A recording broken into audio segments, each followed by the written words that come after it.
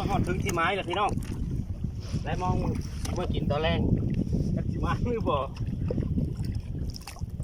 พอว่ามาสมือน้ำมันสมือขอมาถึงฤดูปลาพี่น้องแต่มือนี่ที่มันเลยบ่พี่น้องเนี่ยมือเมืองชายใส่แก้มือเมืองหัวไปตกมองที่เก่าอาชีพเก่าพี่น้องอึ๊บ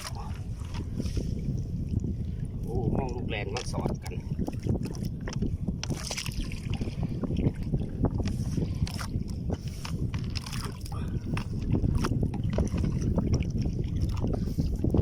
นี่กำลังตุกมองกำลังตุก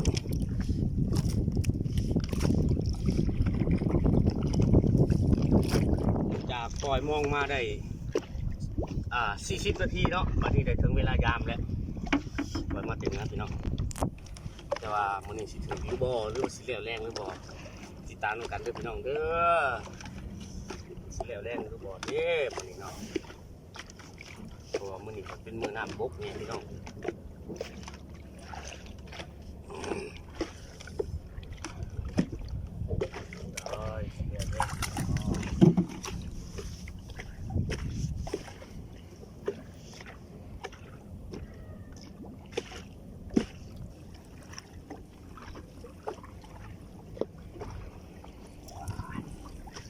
ไม่คนมากินเนาะ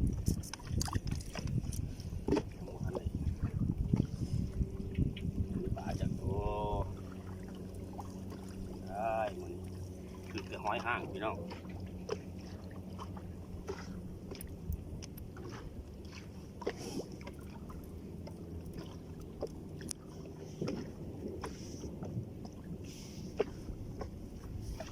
โอ้ห้อยห้างกับพดหนักขนาด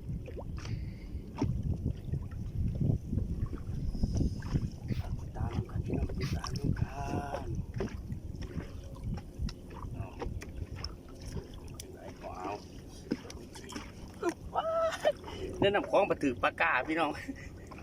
ปลากาเป็นปลาที่อยู่หัวอยู่เซ่พี่น้องเด็ดมาถือมาเนี่ยเอ้าสงสัยฝนตกยานมันลงมาน้ำคลอง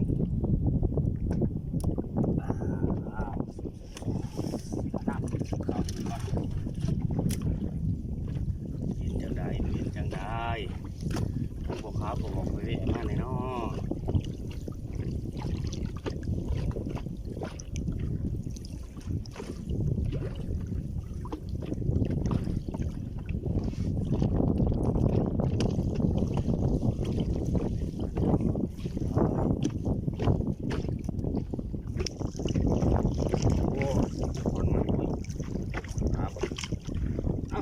เปลี่ยนพี่น้อง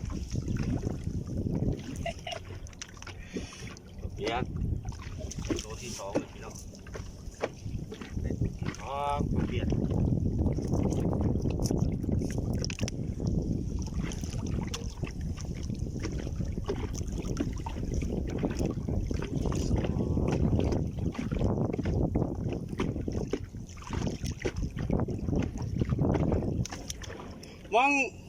มอง4 กับ 12ก็ได้3ตัวนี่เด็ดปลาสกาง3 ตัวยังบ่มีปรากฏ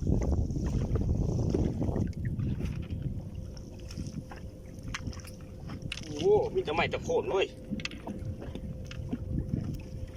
มองใหญ่บัวถือไม้ถือปลาเปื่อยออกเหลือแต่มอง12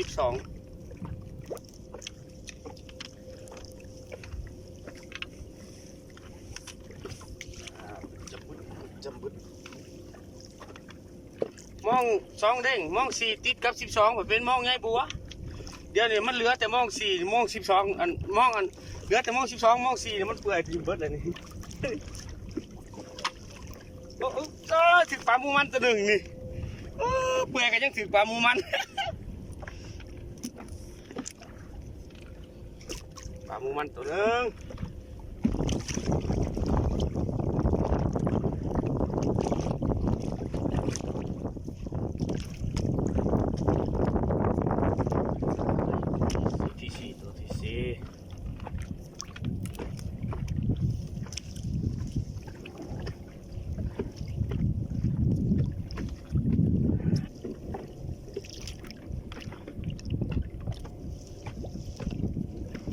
ะที่ห้านี่ปลาเปียกตั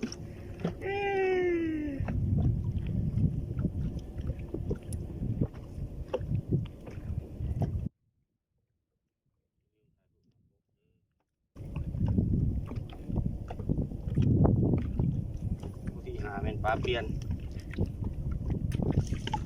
ตัวที่หกปลาเปียนอีกแล้ว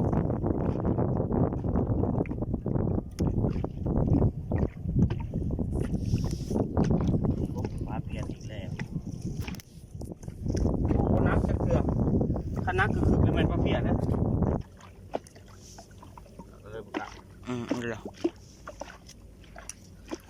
เริ่มสู่ตอนที่สามก่อนหักกระไรพกโตพี่น้องสามสมาหรือบ่สาม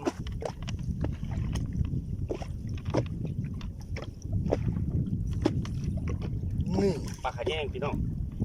ตัวที่เจ็ดจะเป็นปลาขะแยงเด้อพี่น้องเด้อปลาขะแยง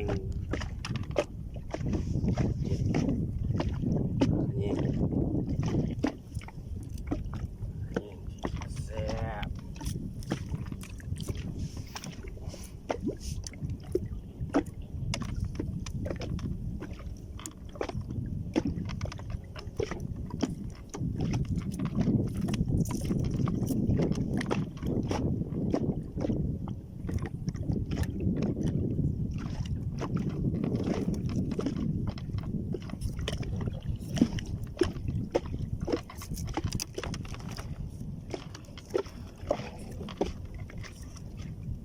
ที่แปดพี่น้องปลาเปียน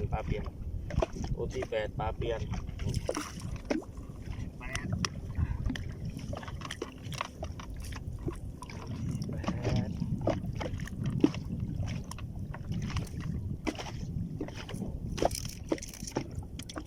ไปตัวที่สองปรากฏพี่น้องปรากฏสุดยอดเลย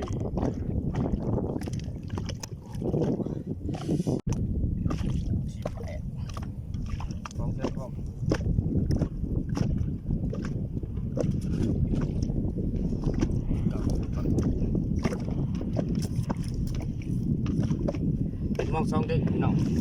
มอง4กับมอง12มันติดกันปรากฏกระถือคนว่าปลาใหญ่กระถือปลาน้อยกระถือ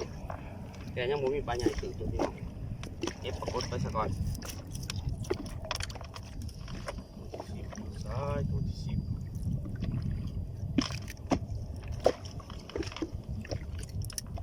่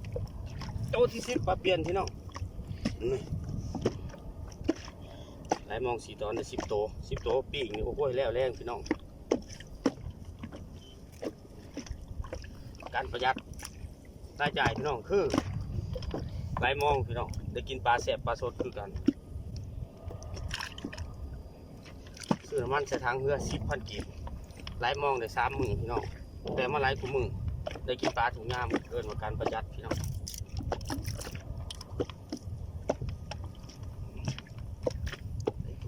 ปลาเปลี่ยน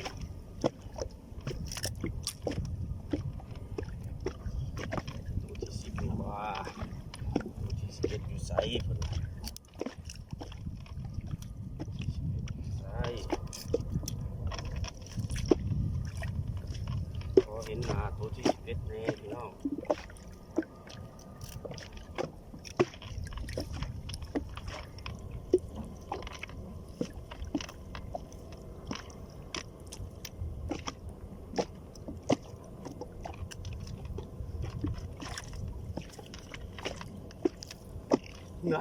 ปลาสกางเนาะ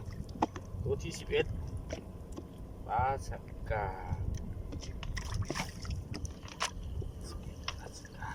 สรุปแล้วพี่น้องสำหรับมองลองนี่มือนี่ได้11ตัวพี่น้องเด้อขอบใจพี่น้องที่ติดตามเด้อมือนี่ยามมองได้11ตัวขอบใจพี่น้องทุกคนที่เบิ่งคลิปให้เด้อพี่น้องเด้อกดไลค์กดแชร์เด้อขอให้ทุกท่านที่ชมคลิปนี้อยู่ดีมีแห้งพากันร่ำรวยเบิดทุกคนขอบใจเด้อพี่น้องเด้อ